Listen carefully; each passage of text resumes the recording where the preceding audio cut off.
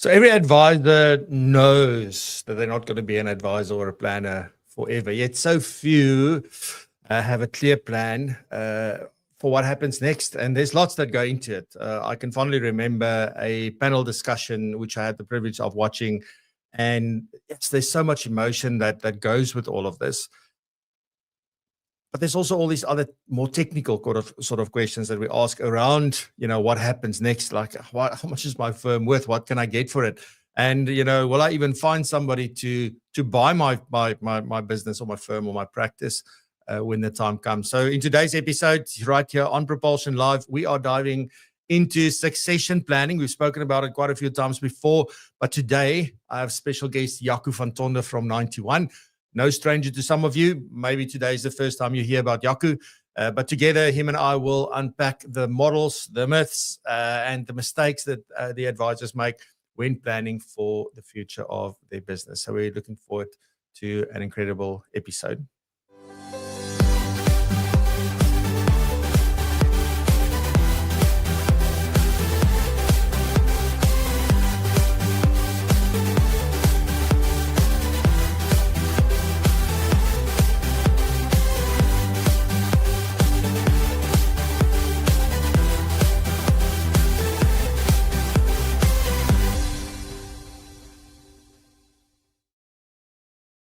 Good morning. Warm welcome back. Episode 29. Sure, we are flying through. We have hit September, and obviously weather has been kind, except today here in Somerset West. It is a little bit different. Wind is blowing, and I'm on my way to Pretoria a little bit later, and I see it's quite hot there. It seems to be, anyway, if we can believe the weather forecast. But on that note, thank you very much for joining us live. If you're watching the recording, a massive thank you to you as well. Today, my special guest is Jaco van Tonder from 91. I will introduce him a little bit later in the show, but we are going to talk all about succession today. And I really want to get into it with Jaco. He is one of the really thought leaders and authorities when it comes to this. I've listened to him speak on stage about this before, and he really has some fantastic insights and experience with all of this and some interesting views as well. So I'm looking forward to pulling all of that out of him today and to share that with all of you. So thank you very much for joining us. If your friends are not here, let them know we are live. They better come and join us or share this video with somebody that would also get value from it. Anyway, of course, what would it be to just listen to me and Jaco? How boring would that be? It doesn't matter how entertaining we get. We also need some more people. So Lalani is here for a change. She's been traveling and been very busy the last few weeks. But Lalani is here giving us all the latest news or sharing all the latest news with us. We've got Igno, who's going to talk about the treasure. So already I'm intrigued. He's got all these fantastic stories and interesting topics. So the treasure today. So hold on to your seats. Then Ben today is going to talk about growth starts with SOPs, with SOPs. Like the other day I was saying at an event, I was showing people Notebook LM, and I was saying, you upload sources. And then some guy in the Val where I was presenting, they said to me, like, I don't take sauce with my steak. What sources are you talking about? So it's not that. So SOPs is not soups. We are going to talk about standard operating procedures. So looking forward to that. Lene is here with the latest announcements that you got to know what's happening in the world of propulsion. And then we will get into the conversation. So we're looking forward to a good one. Let me say just a quick good morning to everyone who is saying hi. We've got Terence in the house, very first person. Good morning, Terence. Thanks for saying hi. Good morning, Lauren, as well. Albert, goeiemorgen. Nice to see you. Salome, good morning. Nice to see you as well. Kobus, good morning. Nice to see you. Elmin is here. Good morning. A lot of Pretoria people today. Willem Bester, goeiemorgen. Willem, morning in Durban this week. Oh, lekker. Neil Phillips, good morning. Nice to see you. Arun, good morning. Hope you're doing well. Razan, good morning. Nice to see you. It's been a while. Frederic, good morning, everyone from a grey Somerset West. Yes, tell them, Frederic, I'm not lying. Tell them. Terence is also saying, happy Friday. My espresso tastes better today. That's amazing. Why is that, Terence? Cindy saying, good morning. Elna, good morning. Greg, good morning to you as well, sir. David, good morning. Nice to see you. Mr. Grant Newland, good morning, Propulsioners. Yes, warm welcome. Hello, Johan. I hope you're doing well. Molly Boheng, good morning. Nice to see you once more. Carl, good morning. Thank you for saying hi. Kobus, he's just sort of sharing around the trust launch from the FBI. You'll probably hear about that today. Carol, good morning. Nice to see you as well. Francis, good morning. Lalani saying good morning to all. And Helgard Miller, Is it the Elgard Miller? Is the different Elgard Miller? I don't know. Anyway, good morning, ladies and gents. Let's get on with the show. Here's Lelani with the latest news.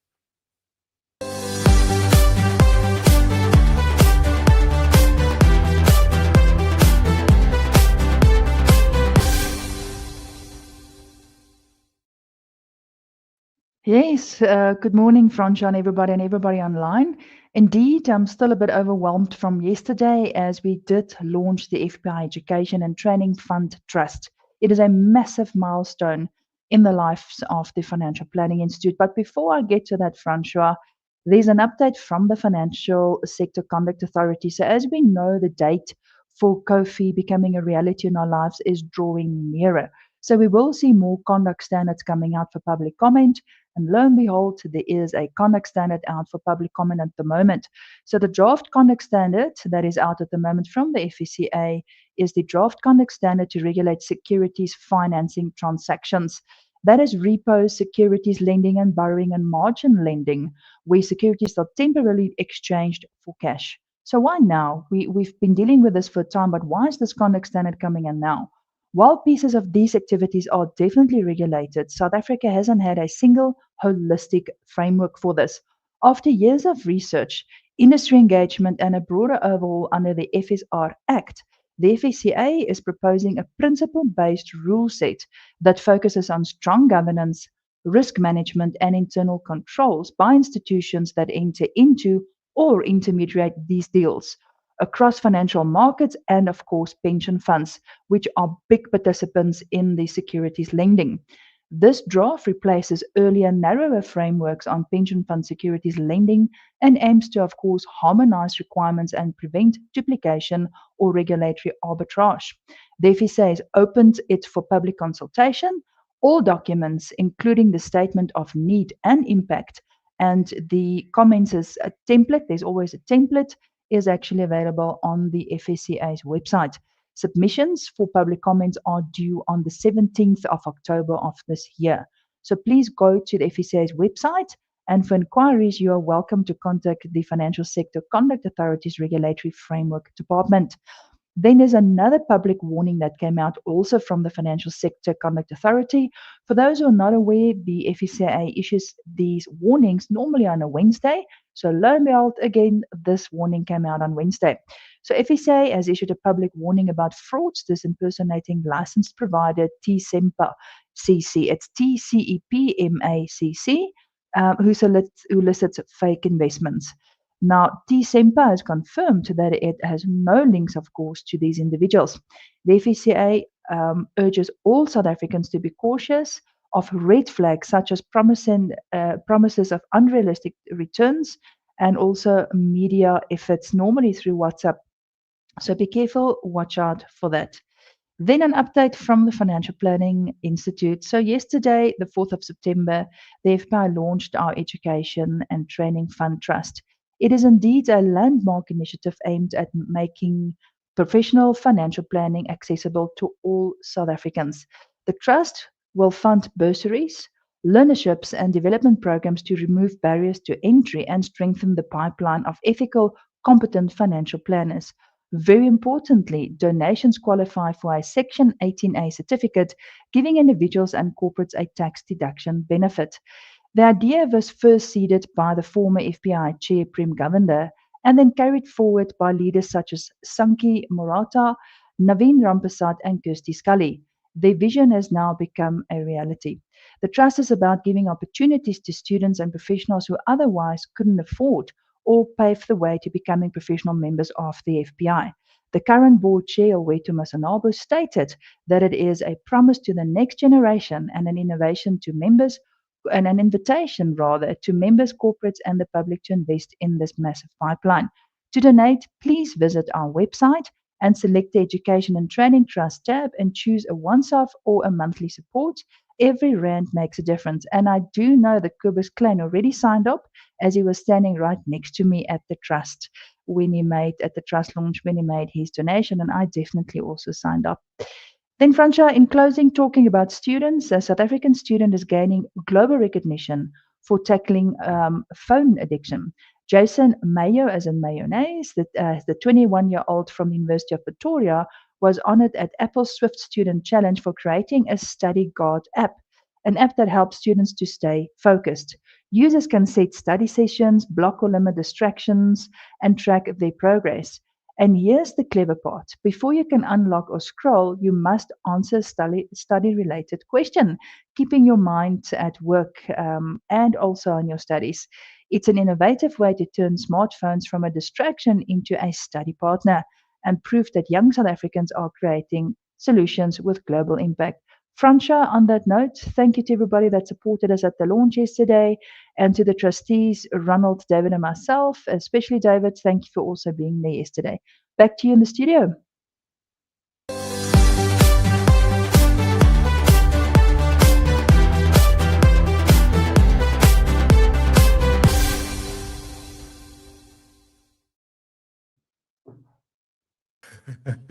Sorry, Lalani. So I left you on screen there for a moment. I'm watching Igno down here in the studio.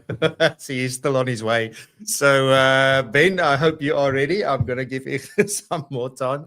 But Ben, if you are ready with your segment, this is how the cookie crumbles. So, ladies and gents, here is Ben with the Efficiency Edge today, talking about that growth starts with SOPs.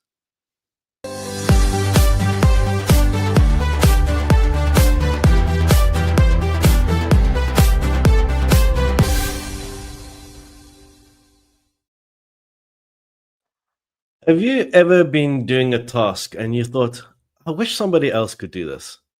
Or perhaps you've assigned a task to a staff member and they keep coming back to ask you more questions. So you think, I might as well just do it myself. I can see a few of you nodding out there. And I want to put the record straight. And I can promise you something. You're not the only person in the whole world that can do that task. All you need is an SOP. Or as Francois calls them, a SOP. Perhaps, maybe as well, one day you want to sell your business, as a discussion will take place a little bit later. Or maybe you want to get partners into your business. Then I also think that you need to have SOPs in place.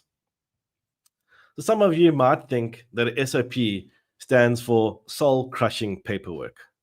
But actually, it stands for Standard Operating Procedures.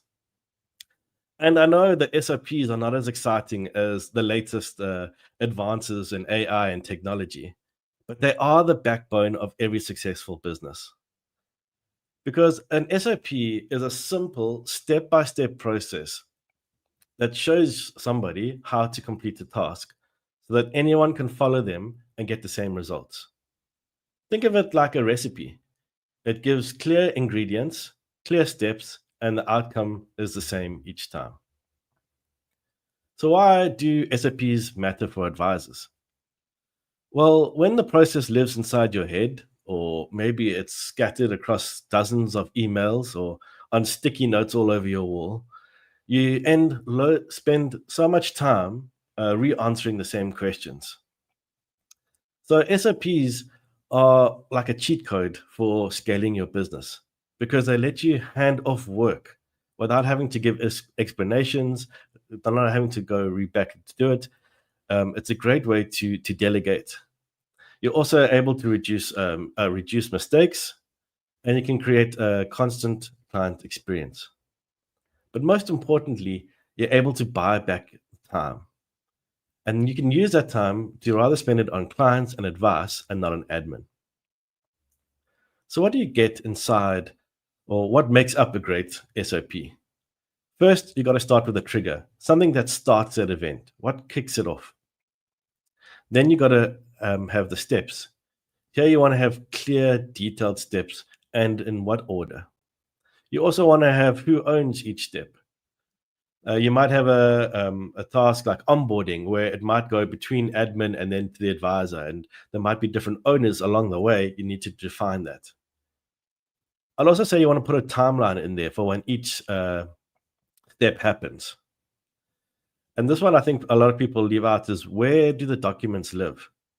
You want to put hyperlinks into your templates, or you want to put checklists or folders so that people can follow the links in your SOPs. And then I would also put a review date so that it stays up to date.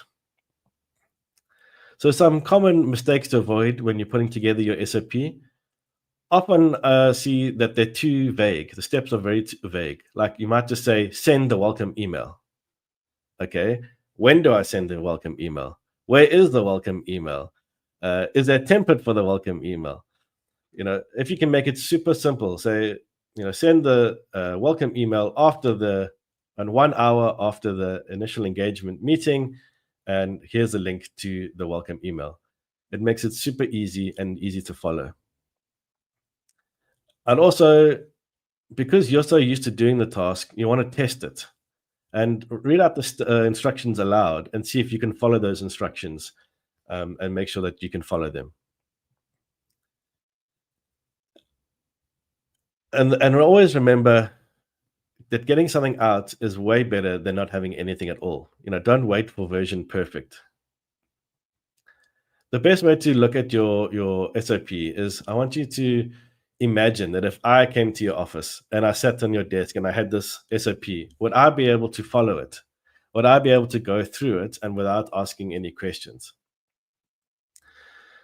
Now, it might sound a bit tedious to go and write down all of these instructions.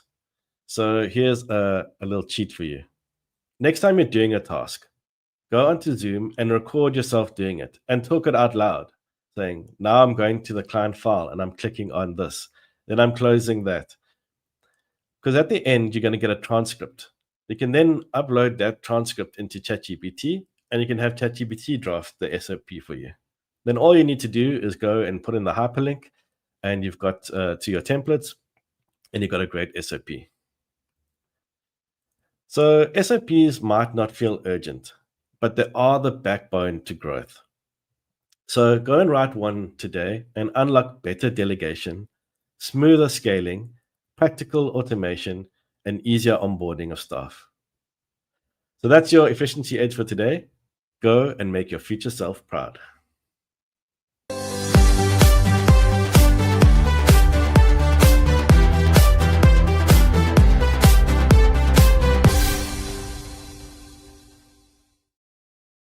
Thank you very much, Ben. Really appreciate it. And some practical tips and things you can go and do today. If you're going to say, I'm going to do it on Monday, is it even worth doing then? Or are you going to do it? It's probably my question. But anyway, so next up, excuse me, we have Igno. And Igno today is going to talk about the treasure. So looking forward to a good story from Igno once again.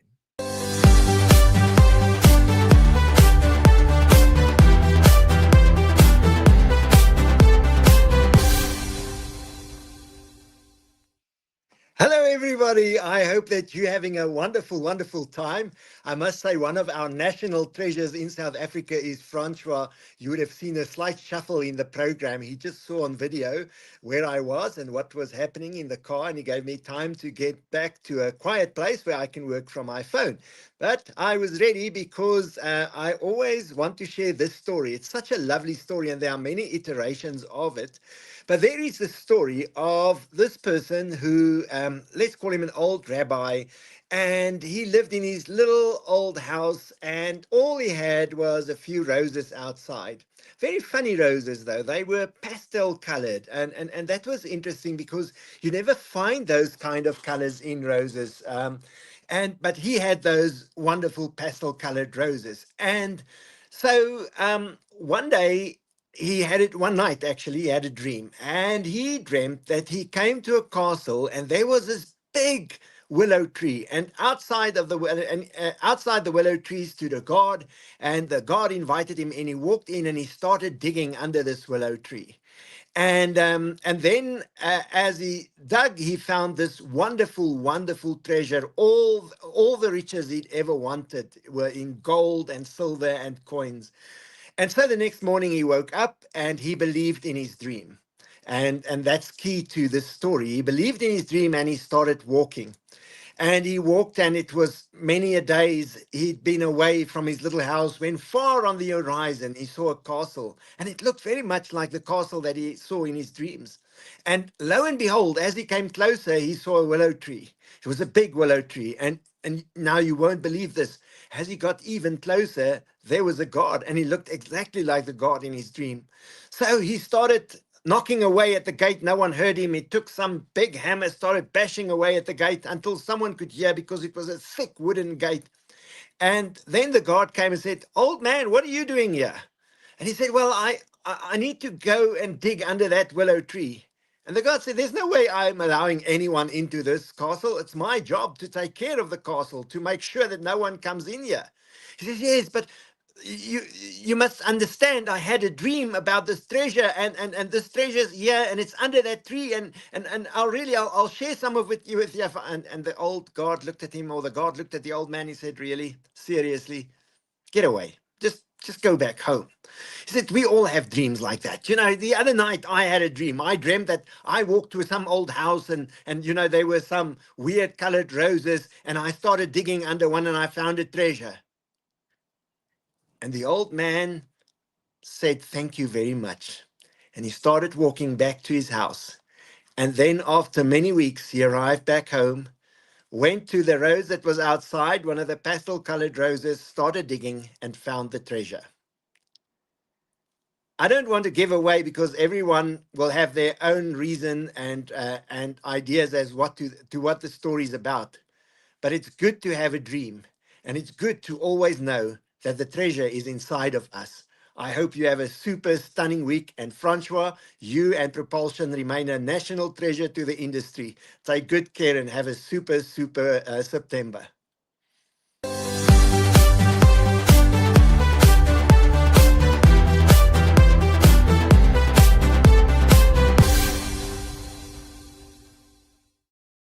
Thank you very much, Igno. Once again, an amazing story. Thank you so much. There's lots to take away from that. Righty, so next up we have quick announcements with Lene.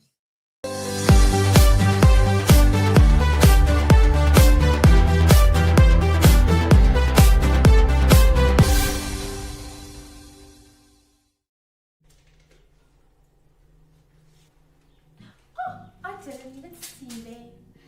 Good morning, everyone. Happy Friday. I hope everyone is enjoying this lovely sunny weather. But you know why I'm here. Let's measure out your September in the next few minutes. Let's go. So first up, we have our hedge fund workshop, which is happening on the 18th of September. And this is going to be such a power session, and there will also be a live Q&A after this session. So please feel free to bring all of your hedge fund questions, and they are going to be unpacking how hedge funds are regulated and classified, where they actually fit in different client portfolios, and how to blend them across discretionary, Regulation 8 and living annuities. So this is perfect if you've ever wondered, is this appropriate? So again, this is a members only event. So if you are interested, you will have to become a member and join our fun club. And information on that is in the description down below. There's a link that you can click to see how to become a member. Alternatively, more than welcome to send us an email and we'll gladly sort you out. And if you are a member, please go and RSVP on the platform under the event section. If you are keen to join the session on the 18th of September. We'll see you there. Then, moving along, Ascend is coming up on the 7th of October. This is a nice half-day session happening from 10 to 9 until 2. So Ascend is our live virtual summit that's going to have 5 punchy keynotes, panel discussions and CPD. And this year's event is built around the 4 pillars of future-ready firms.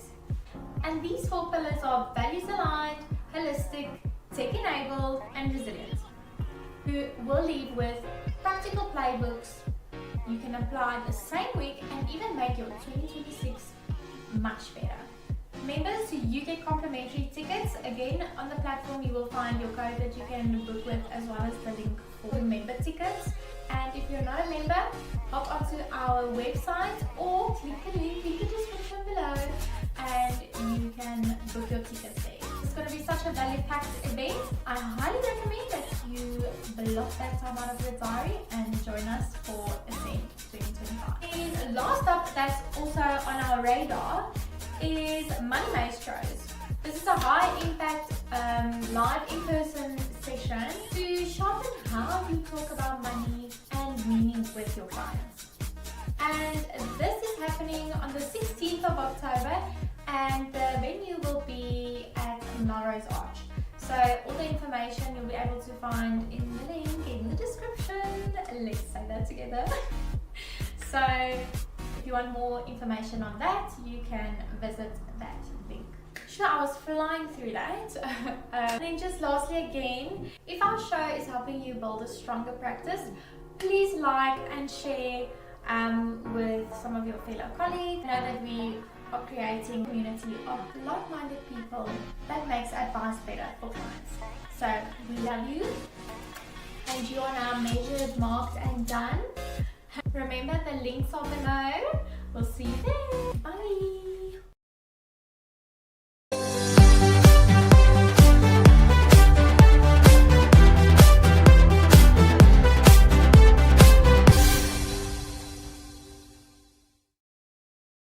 Thank you very much. Right, so my guest today is Jaco van Tonder. He's the Advisor Services Director at 91. Jaco has been in the financial industry since 1999 and joined 91 in 2009. Lots of nines in his life, so that's amazing. Over the years, he has held senior roles in sales and distribution and product development, and today he leads advisor services in South Africa with 91, as we said. We're going to talk about succession planning today for financial advisors and planners, a subject that is often delayed, but also critical for the future of firms, their people, and most importantly, this is for me what succession is really about: clients. Like, it's about the clients. So with that, Jaco, warm welcome to PROpulsion Live. Morning, Francois, and morning to all of your channel listeners. It's good to be here with you this morning from this rainy and terrible Cape Town. It looks as if we just can't shake the winter. Yeah, it's with us a bit more. So, but that's fine. I don't complain. But now I'm on my way to a place that's a lot hotter, it seems, from what I can see, if I can believe the app. So yeah, Jaco, let's jump into it. I think there's lots that we want to talk about, and also I do want to encourage the audience. If you've got any questions, please do share them in the comments. I'll keep an eye on that. But I mean, we've been talking about succession for so long, Jaco. It feels like it's a topic. I mean, we've spoken about it lots at our events, other events I've been to. They've spoken about this. It's a hot topic for everybody. Why is it still remaining such a difficult subject for everyone to confront, if I might put it that way?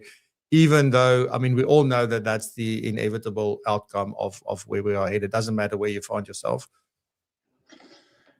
Francois, I think that the biggest challenge that face financial advisors is to understand that the process of getting your firm ready for some type of succession takes almost as long as it took to build the firm in the first place. So I think the biggest reason behind why this is an ongoing topic is because people keep on discovering the reality that it's a bigger job that takes a longer period of time than most people expected. And once that realization dawns, that actually as the founding advisor of a successful firm, that I've probably left my succession planning process too late. And by too late, I mean, if you're starting your succession plan process after 50, it's probably already a little bit too late. So once people make that realization that actually I've left it too late, there's a sense of urgency and emotion that creeps into the conversation, and a frenetic energy, which I think is what we on the industry side pick up as people flock to conversations about succession planning. It's because I think there's this wave of realization that's washed over the industry that it's actually a very complex problem that requires a lot of focus and time and effort from the advisor. And most people, if not almost all of them, have completely underestimated the size of the task. Yeah. Before we dig into like the details about all the intricacies and things behind it, I think it's a good place for us to start, Jaco, is to sort of just talk about what the options are, right? So what are the main succession routes that are available to advisors today, and how do they shape the future of the firm and its clients then, you know, depending on which sort of model that they would seek to go with? Well, I think the first challenge that most advisors who start thinking about succession planning face is just understanding the landscape. In other words, what are the range of options, firstly, kind of broadly categorize the options. And then secondly, is understanding that each one of the options present a different set of trade-offs. So there is no unique solution that provides the best succession plan under any circumstances. Any succession plan inherently means that you've got to decide what is important for you as the founder and what is less important. And then you trade those things off against each other by selecting a model. So the simplest way, I think, to think about the landscape of models is to consider that you probably have two very extreme options that are very different from each other. And those are the two options that are on the slide that people should be able to see now that are circled in red. So you've got your very popular internal, or what I call organic succession. So this is where you take someone as a youngster into your business, they grow through the ranks, they stay with the business, they become an equity partner over time, and eventually they assume control of the firm 15 or 20 years down the line. That's the organic option on the top right. And then on the bottom left, you get the complete other extreme, which is where you're selling the firm for cash to some large institutional entity that's willing to help you facilitate your exit from the business in 2 or 3 years. And that's typically the option that would be selected by people who are pressed for time in terms of trying to exit. So these are the two kind of, I would say, the most popular options in the market. If you speak to most advisors, I often say, I think if you wake up and advise in the middle of the night and you ask them, what is the ideal succession plan that you would like for your business? They would generally all pick the top right one. Most advisors inherently say, I built this business, the ethos of this business, I want it to be continued. I want the legacy of the firm to continue. And the best and easiest way to achieve that is to select an organic succession. But the reality is that the trade-offs and the situation the advisor might find themselves in, and the most important one of which is the time that it takes to implement the strategy, which is the horizontal axis on this particular graphic. You can see that organic succession sits all the way on the right.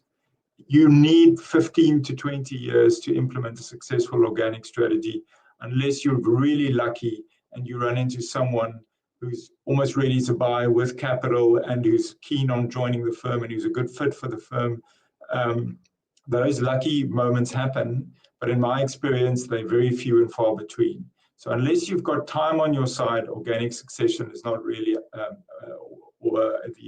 not really possible. And then people often switch to the one on the bottom left, which is where you're selling to a large corporate entity that facilitates a quick exit. And those two options are very, very different.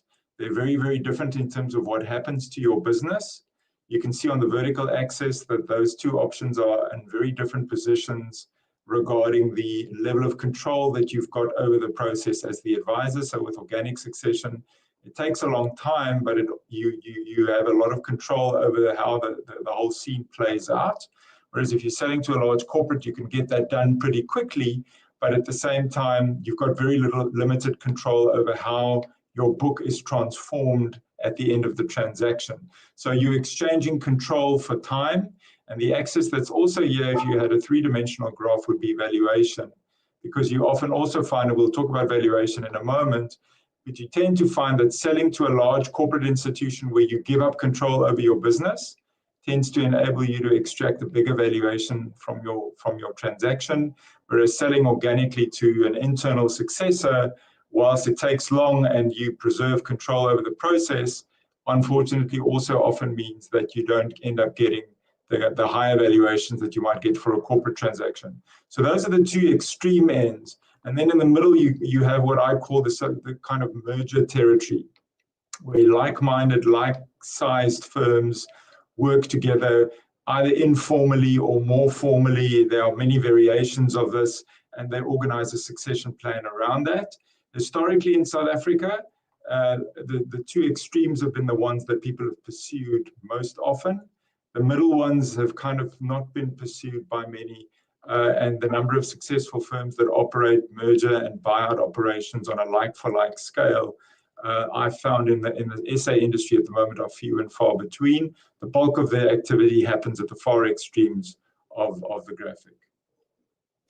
Thanks, Jaco. So, I mean, my logical follow-up question to this is, which one of those models provides the smoothest transition for clients? Because often we think about, I need to exit. I like, it's sort of just because that's my situation in which I find myself is a very natural thing to focus on.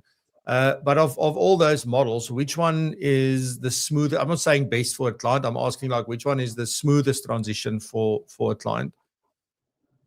Well, I think the transition you can manage. So you can manage whether you're a corporate buyer or an internal succession. You can manhandle the process and do it poorly, or you can do it really well and make it happen fairly smoothly for clients. I think what's more important from a client perspective is not the short-term disruption that's caused by the succession plan, but what is the longer-term trajectory where the business is going to be going. So if you think about you're selling for a corporate, the corporate can help put a lot of feet on the ground to make the process as smooth as possible. So the initial experience from the client, even in a corporate sale, can be positive. There's a lot of people involved, there's a lot of support. And this is a point I often find advisors missing, is that your clients worry about your succession plan often before you as the advisor start worrying about it. Because clients who have been with a firm for a long time and who are very happy with a firm knows that at some point you've got to hand the reins over to someone else. And so often when a succession plan is announced, even if it's a corporate buyout, there's a sense of relief from clients that there is a process so that if something does happen to the key advisor, that there's someone else who will be able to continue with the service. So in the short term, I think you can do any of the models well, or you can do any of the models poorly. In the longer term, however, that's when client longer term investment expectations can be met or not met by which model you pick. So for example, you could find that in a corporate model, they often have centralized investment propositions. And so part of the deal is that over time, if you sell to a large corporate, your client's investment assets will be allocated in line with a centralized investment proposition. And some of the clients might have a poor experience from that. They might perceive if there's a market fall, there's some events in the market that corresponds with at the same time that they're doing the investment switches across. Some of the clients might blame the process. So there is longer term risk in a process that involves a wholesale change to the way that the client book is managed. So I would say in the long run, for most clients, an organic succession preserves the original business that they signed up with. And so if over time in an organic succession, the business tends to stay the same as it was before the succession plan, and for most clients, that's probably the preferred outcome. But that doesn't mean that a corporate transaction will necessarily be poorer. I think it's all down to executing well, managing client expectations, and actually taking on board the fact that your clients are rooting for you to put a successful succession plan in place because they benefit at the end of the day. And the strange thing is they often know it before the advisor realizes it. Jaco, so I want to sort of move on a little bit and talk about the internal succession. Like if the far right one where you said like you actually want to find your own successor and do it internally. The most popular one, yeah. Yes, so that's what everybody wants, and then often I think you land up doing the corporate deal for whatever reason. But it doesn't work out. Yeah, it never works out, and that's the question. Like, why is it so hard to find, or let's say so challenging rather, to find the next generation of successor for your particular firm? Like, why is that the case? And I'm going to ask a double barrel question. Maybe you can somehow answer them in one. Why is it so challenging to find that person? And then secondly, what does it look like when it's successful? Like, what does a successful succession really look like from that perspective? So I think pulling off an internal succession plan successfully is almost as complex as building the business itself, because number one, it takes time. So you need careful execution of an internal succession plan, which takes on board someone in their early 30s, gets them into the business, and by the time they get to their 40s, they're ready for getting some type of equity ownership in the business. So you've got to manage that process very carefully. You've got to keep the person in the first 10 years happy, give them a sense that they're progressing in the firm, that there's promotions that's around the corner, that they are achieving certain key milestones to becoming a partner. So there's a key HR component to keeping the staff happy, doing that well for 10 to 15 years, and then subsequent to that, being able to facilitate equity ownership, which is a challenge due to valuations and the challenges with obtaining funding, which we'll talk about in a moment. So you've got to get through that hurdle as well. And then you've got to get the clients and the advisors to kind of stay with the business over that entire process, which can take 10 to 15 years. And then at the end of it, the individual selling advisor has got to get to the point where they relinquish control over the business. In a corporate transaction, it's clear that there's a date at which the transaction is effective. There's a process that's agreed, and the selling advisor exits the firm over 3 years or 4 years or 5 years. The process is very clear. Often with internal succession, there are not those strict deadlines to be met about the relinquishing of control by the owner advisor. So that often creates stress later on in the process. So once you've done the successful appointment, you've done the mentoring, the promotions, the equity ownership piece, you've done all of those perfectly. Once it gets to the end where you've got to start handing over control, many advisors who built the business find that that is a very difficult thing to do. And then right at the end, there's a financial consideration, because the owner advisor, depending on how much they've saved for their own retirement, needs to get a minimum amount of cash out of the firm to supplement their retirement plan. So you've got that process that you've got to manage very carefully. And then eventually the advisor kind of steps out of the firm. So a successful organic succession plan requires success at every one of those individual levels. So as you can imagine, over 10 to 15 years, a couple of really difficult and tricky engagements have got to be done and executed really well for an organic succession plan to be effective and to be a success. Yeah. And that whole part around letting go, I think there's many things to it, but one thing I think, there's sort of, I wonder if it's so hard because you find yourself suddenly in a position, oh hell, what now?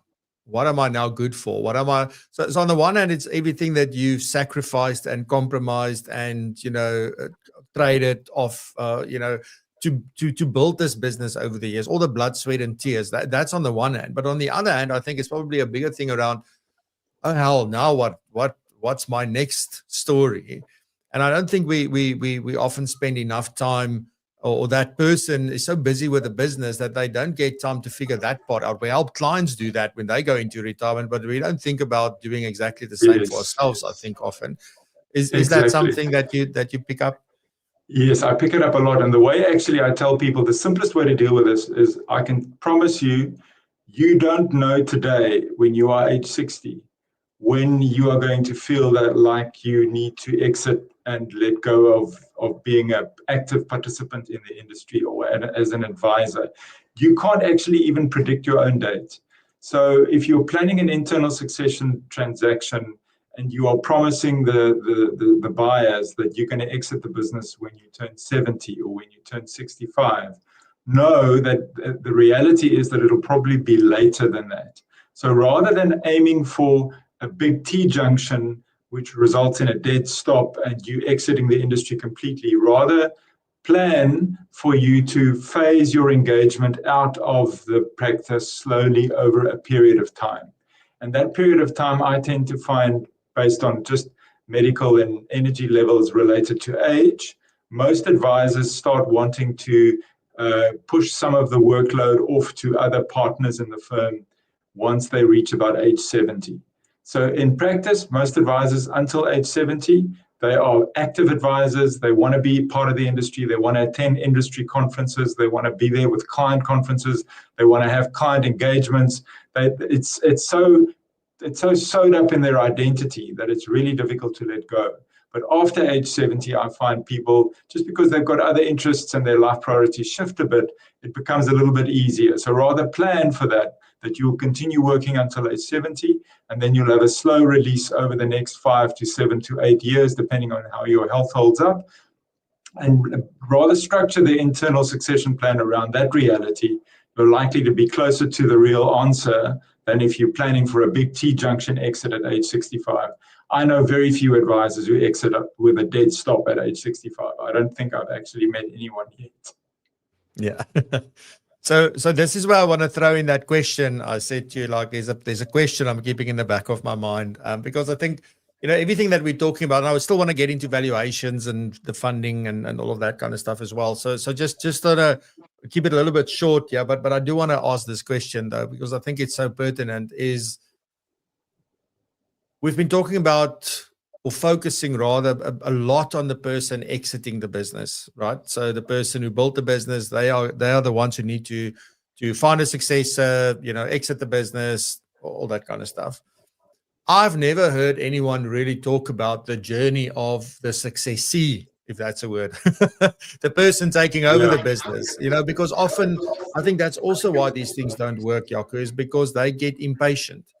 They get like, I don't see anything happening. This was promised, but this doesn't happen. I can promise you, if somebody leaves and starts their own firm, that is 99% of the time the reason that I'm hearing, that's why I did it, because nothing was happening. It wasn't going anywhere. So how do we also consider the person who's been made promises or who's been agreed things with to also consider there is another party to this process as well? Yeah, I mean, we could have a whole session about the psychology. I've done quite a few sessions with buyer and seller advisors in organic succession situations which end up being closer to psychological counseling sessions where you're trying to get these two parties together. Then it ends up being about hard numbers. But if I can give people 2 tips about how to be successful, is understand that a younger person is from a different generation than what you are from, and therefore they don't value the same things that you value. They look at career progression and measuring promotion and success in their career differently. They are from a different, they're from a different age group and from a different kind of style or life cycle. And what I find, especially with the kind of late 20s to mid 30s, early 40s age group advisors, or that cohort of people, if you have any of them in your business, is they often torn between their peers who studied with them, working at big corporates, being paid big salaries, and then they immediately think that is what they should use to measure their promotion and success. So you've got to give them stuff that signals that they are moving ahead in the business. They like to be able to see that they've progressed. So structure the employment contract and the remuneration contract and the responsibility sets that you can continually give them this perception that they are moving ahead and growing in the business. So I would say that is a very important tip. And the second important tip is this generation is very principled. Don't promise them something around career progression or equity ownership or any of the big sensitive topics, and then not deliver on it and think that they will let it slide.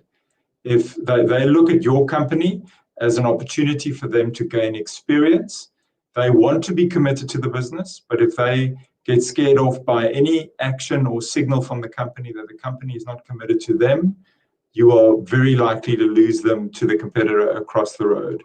So if you want to make a promise around career progression and equity ownership, do it sincerely and make sure you execute on that promise. Otherwise, you're going to lose them completely. That unfortunately, I find, is the most common reason why organic succession plans fail, is they don't make it through the first decade because that younger advisor and the older advisor just never reach common ground around how the process of me becoming a partner in the next 10 years is going to play out. There's not enough conversation and agreement around that process. And that leads to entrenched unhappiness, eventually resentment, and then the young advisor leaves. Yeah, thanks, Jaco. Let's talk a little bit about valuations and value drivers in the business as part of succession, obviously. So how do these valuations, I mean, they differ wildly, like, and then people throw around all sorts of multiples and things, but what are the biggest drivers of these variations? Why do they vary so widely? So I think it depends firstly on the business model. So the firms that I'm most often involved in with valuation conversations are firms that have migrated to be investment focused mainly. So whilst insurance commission and other forms of once-off remuneration does exist in the income statement, the bulk by far of the firms that I work with are firms where there is a recurring ongoing fee, whether it be a Category 1 advice fee or a Cat 2 investment management fee. So I want to preface my comments as being that the comments about valuation I make are for firms that look like that. Now, for firms who have predominantly got this kind of ongoing fee, it's actually reasonably simple to work out, and we've done the metrics in a few different ways. I would call the neutral market value. In other words, in the absence of there being any specific risks in the investment business that is non-standard, or in the absence of there being other contractual obligations and things that affect the valuation, the market neutral valuation for an advice business with mostly ongoing advice fees would be somewhere around 2 to 2.25 times the gross income of that business. So if you've got a business and on your income statement it says that your annual advice fees are 5 million rand a year, then that practice's market neutral value is probably somewhere in the region of 2.5 times or 2 times that number. So a 5 million revenue business will be worth somewhere between 10 and 12.5 million rand roughly. And that's for what I call a market neutral valuation. Now what happens after you've done the market neutral valuation is you start looking at specifics of the deal and the transaction. And more specifically, you start looking at why is the deal and the valuation happening? Are we valuing the business for an internal succession process where we have a young person who we want to sell 10 and 15% of the shares to? If that is the case, you often find that the valuation is discounted because the owner has got a vested interest in the successee buying into the business. They're willing to issue that first tranche of shares at some notional discount to what would normally be the fair market value. And sometimes these transactions happen as low as 1.5 times revenue for those internal succession first shareholder tranche transactions. On the other side of the coin, it could be that you're doing the valuation because a large corporate institution is looking to buy your business all out, and the large corporate institution is going to be making changes to your clients' portfolios, especially mostly or most often in how the investments are made. And there's going to be kind of an overall of that investment process so that they can make an extra margin from their in-house vertically integrated products, which is quite a common model with large consolidators. And because they make that extra margin, they're willing to pay a higher fee or a higher multiple price for the firm. And you often find that for those transactions, for the same company with the same book, with the same assets and the same revenue, a large corporate consolidator who's looking to vertically integrate your client assets into their propositions might be happy to pay up to 4 times gross revenue. So they will be willing to pay for that same 5 million rand per annum gross revenue firm. They'll be willing to pay up to 20 million rand for that. So you get a valuation anywhere between 10 and 20 for the same firm, and any of those answers could be correct depending on what the reason is for the valuation and the nature of the succession transaction. And I often find that those are the big ticket items that really move the valuation. And often when people are sucked into valuation discussions, it's often because they've got the business model with the wrong price. So I often run into cases where an internal succession is threatening to run onto the rocks because the selling advisor has got an offer for 3.5 times revenue from a large corporate, and now they want to have that same value from the internal succession candidate. It doesn't work that way. The internal succession candidate's valuation will always be lower than the large consolidator buyout. And this is often where there's a big T-junction for the seller advisor. They've got to get their head around the fact that the preferred model that they want might not be the one that extracts the maximum financial value for them from the practice that they've built. And getting to grips with that trade-off can be very tricky. Yeah. Are there any, just maybe briefly, Jaco, are there any other hidden, like, I don't know, things that would drive whether somebody gets a premium to their valuation, not just looking at the revenue and the multiples and all those kind of things. And that, are there other things that also drives a premium versus a discount on that valuation? Yes, they are. So, I mean, the quality of the business does play a role. So you'll start with a market neutral valuation, but then you'll do a comparison of how's the firm structured, how's it set up, how does the back office look, how much of that is automated, how much of that is process driven, as some of your earlier speakers spoke about efficiencies in the practice. You look at ratios, like, for example, how many clients do you have per advisor? You don't want to buy into a business that's got 700 or 800 clients per advisor, because you physically can't run a phase compliant business and a COFI compliant advice firm with that level of client load. So anything where there's more than 200 clients, active clients per advisor, I think you need to be worried about whether the firm is appropriately staffed. And then you also want to look at the split in revenue. So you will definitely get more value if you sell a business with ongoing advice fees or ongoing Cat 2 investment management fees than you'll get for a firm that predominantly has got commission-based incomes and other once-off style revenue lines. So you'll definitely take that standard market neutral valuation, and then you look at the cost base of the firm, and you look at the way that the firm is structured. So cost base, I mean, we measure with about 30 or 40 wealth management firms in the country, their financials on an ongoing basis. And most of these successful wealth management firms, their cost to income ratio is somewhere in the region of 50 to 60%. So we always benchmark when you look at a firm, you say, let's just check what the cost to income ratio is. If your expenses are more than 60% of your revenue, then there's a red line somewhere. The firm is not being run optimally, or there are other challenges. So those will definitely come into play: product mix and age of your client base, operational efficiency, cost base of the firm relative to the income, and kind of other operational efficiency measures. They all definitely come in. So if you're making improvements like that to the business, you are definitely making a positive, having a positive impact on the valuation. Yeah, awesome. We have to talk about funding, Jaco. I don't think, because that's often like all the conversations can be fantastic until somebody needs money to do the purchase. Exactly. That's definitely a gap. I know the banks are not very forthcoming or very happy to provide funding, in from what I've heard. But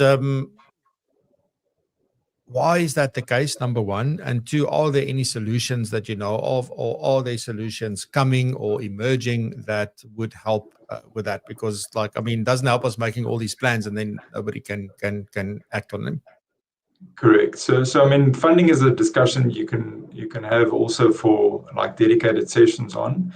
So in short, you're correct. South African banks don't like to lend against business cash flow that is not supported or protected by physical surety assets.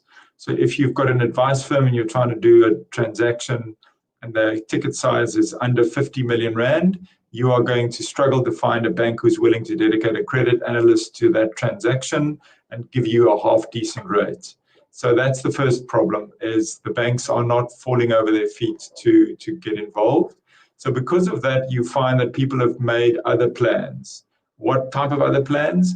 Well, if your successee is, or your successor candidate is in their mid to late 40s, they typically have got the ability to mortgage up on their existing residential property and release some capital from that, and that process effectively borrowing against their home loan at what would probably be the most affordable loan rates that you can get, would be home loan rates, prime plus some number.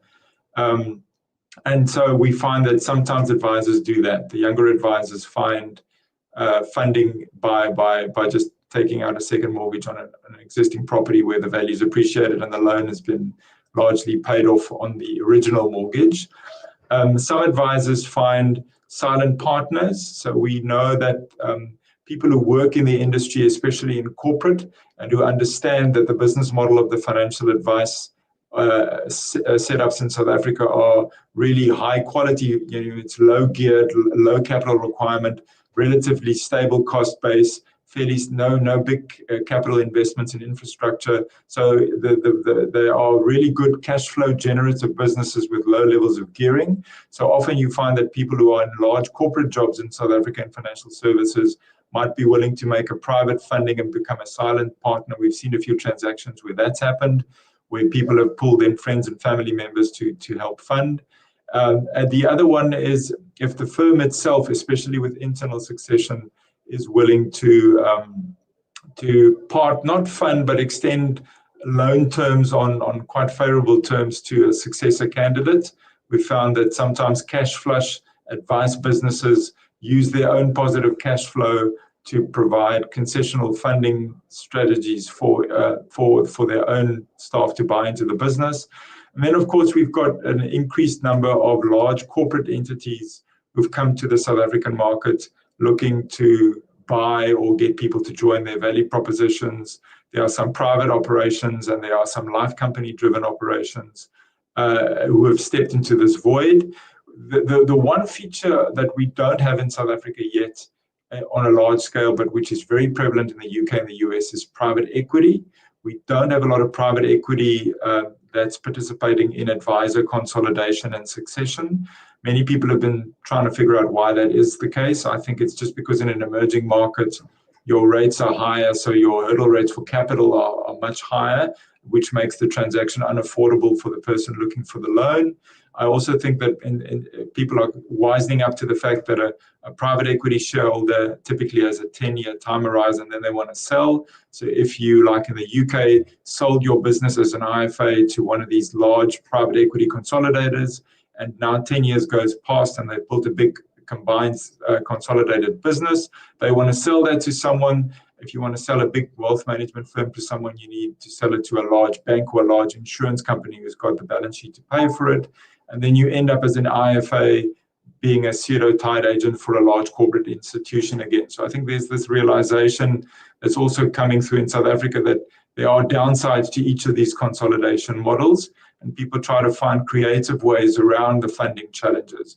But it's unfortunate that South African banks are often willing to fund, like in the medical fraternity, we know that banks often specialize in that, helping people buy GP practices, dental practices. That's a well-developed business model for South African banks. And those business models are by no means superior to the business models of a financial advisor practice, but yet the banks are willing to fund the medical specialists, but they're not willing to fund the financial advisor firms with healthy cash flows. It is unfortunate. Yeah. Jaco, so thanks for that. If there's one thing that you want people to go away from today and go think about or to act on, what would your one thing be? I would say if there are two mindset things that if you can get both of them right, then your succession plan has got a much better chance of being successful. The first mindset point is to start your thinking about the ideal model and the process you want to follow earlier than you think. You've got to start the process when you're in your early 50s already. If you're mid to late 50s and you haven't got a succession plan, then your options are going to start becoming limited. So that's the first one, is get your mindset into the start earlier rather than later framework. And the second point that I would say, which is also a mindset thing, is plan for your own exit from the business to happen later than you might think it would.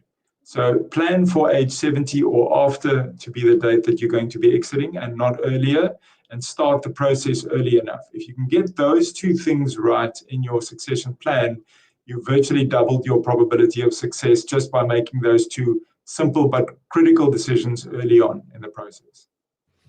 Awesome. Jaco, thank you very much. It was an insightful discussion. We are a little bit over time, like I usually do.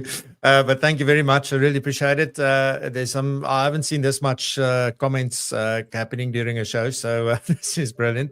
You're also welcome to go and have a look at those. But thank you very much. I will chat to you because I think we can definitely draft this conversation a bit more. And it will be good to have that with you. So thank you very much. And we hope to see you again soon. Thanks very much. Appreciate it. Goodbye, everybody. Have a good weekend.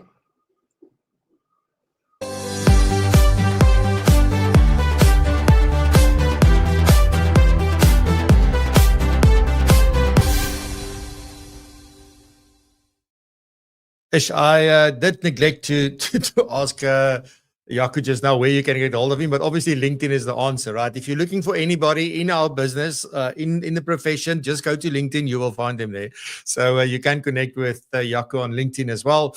And if you obviously have conversations, you are welcome to do that. Ladies and gents, that's it, right? So I'm looking forward to a great episode next week. Again, my guest next week is Lisa De La Harpe. She's a senior legal advisor at Sanlam Corporate, and we're going to unpack the do's and don'ts of living annuities and what advisors need to know about the rules, the restrictions, and recent court cases. There's lots that we don't know about these things. So I thought I love what she's been writing on LinkedIn. I love what she does. I got somebody to introduce me to her and asked her, can I chat to you? And she said yes. So looking forward to that conversation next week. So be sure to join us. On that note, thank you very much. Have a fantastic weekend. We'll be back next week, same time, same place, live once again. And we wish you a fantastic rest of your Friday and the week. Thank you very much. Remember to subscribe if you haven't yet. Remember to share with anybody that would get value from this conversation. And then stay safe, be blessed and prosper, and stay curious and continue to raise the bar. Love you lots. Bye-bye.